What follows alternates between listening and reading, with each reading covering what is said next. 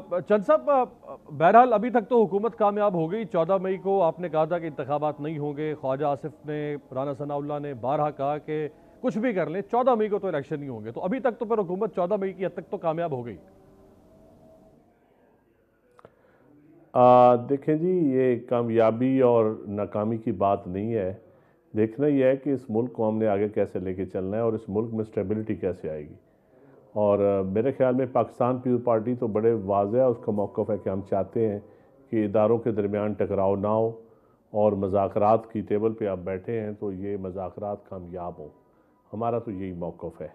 और 14 मई नहीं तो अब पीटीआई भी इस बात पे असूली तौर पे तो इत्तफाक करती है कि दोनों असम्बलियों के इलेक्शन इकट्ठे होने चाहिए। तो मेरे ख्याल में इलेक्शन शायद इकट्ठे हों तो मुल्क में स्टेबिलिटी आ जाए।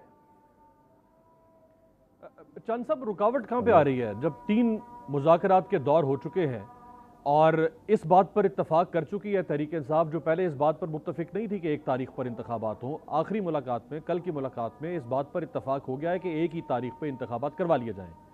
और तहरीक इंसाफ मई से भी आगे, यानी इतलात है कि अगस्त तक जाने पर तैयार हो गई है। तो ये जो एक तारीख है, उस तारीख पर इत्तफाक क्यों नहीं हो पा रहा? देखें जी, बहुत बड़ा फ़ैसला है। इस पे कोई अपनी हुकूमत की एक दिन की मुद्दत भी कम करना तो कोई भी नहीं करता होता। खान साहब जब हुकूमत में थे तो वो भी मुतालबात नहीं मानते थे। एक पॉलिटिकल पार्टी आज वो अपोजिशन में एक कानूनी तरीके से, आइनी तरीके से उनकी हुकूमत गई है। ना कोई 58(2)B का इस्तेमाल हुआ, ना कोई किसी को मार्शल लॉ लगा, ना असम्बली टूटी। एक नो कॉन्फिडेंस मोशन के ज़रिए उनकी हुकूमत गई। तो अब मैं समझता हूँ कि इस प्रोसेस, आइनी तरीके के प्रोसेस को जो है उसके बदले में उन्होंने खुद एक बहुत बड़ा मैस क्रिएट कर दिया। असम्बलियों से इस्तीफ़े दे दिए, सारा कुछ हो गया। अब उसके पीछे कौन कौन से महरक़ात हैं।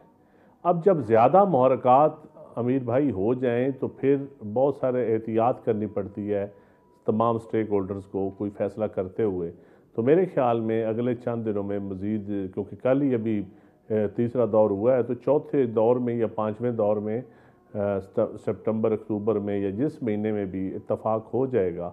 और ये इस्लामाबाद, मैं तो पीपल पार्टी का मौक़िफ़ आपको दे सकता हूँ। पीपल पार्टी का मौक़िफ़ ये है कि ये इलेक्शन एक ही टाइम पे हो और हुकूमत और अपोजिशन मिल के फ्री एंड फेयर इलेक्शन हो, ताकि सबको मौका मिले और कोई रिज़ल्ट कबूल भी सारे करें। ऐसा इलेक्शन ना हो जिसके बाद फिर हम सड़कों पे कोई जमात निकल आए। तो ये अवलीन तरजीह है हमारी। तो